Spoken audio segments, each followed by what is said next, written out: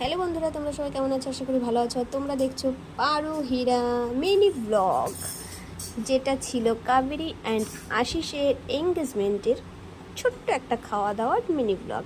প্রথমেই দেখো cake take cutting করে ফটোশ্যুট করে স্টলে ছিল পকোড়া, কফি, ফুচকা, যেগুলো আমি একদমই তুলতে পারিনি, ভিডিও করতে পারিনি কোনো।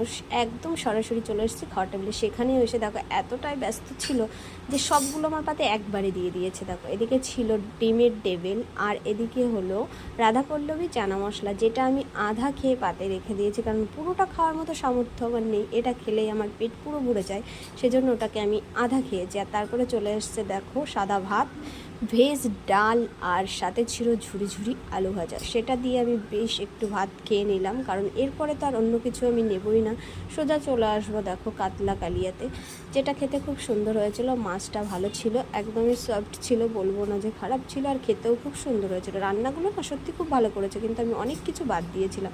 তারপরে একদম সরাসরি চলে আসলাম ফ্রায়েড রাইসে। আর এদিকে আমাদের একদম মনোযুক্ত মাটন, যেটা বাঙালিদের সবচেয়ে এখন মুখে মাটন, বিকজ মাটন খেতে হবে। তো আমার মেয়ের খাওয়ার ইমোশনটা আমি একটু তুলে নিলাম। আর দেখো তারপরে সরাসরি আমু চলে আসলাম। আর কি সহ্য হয়, সামনে রয়েছে মাটন, তো খেয়ে দেখতেই হবে। খেয়ে বুঝলাম যে হ্যাঁ, টেস্ট ঠিকঠাক, কিন্তু কুকটা একটু কম আছে। আমার মনে হয় মাটনটা বেশ তুলতুলে ভাব আসলে খেয়ে সব থেকে মজা। তারপর দেখো চলে এসেছে সরাসরি আমের চাটনি, পাঁপড়, লট চমচম, মাখা সন্দেশ, আরও ছিল রসগোল্লা, যেটা আমি স্কিপ করেছি।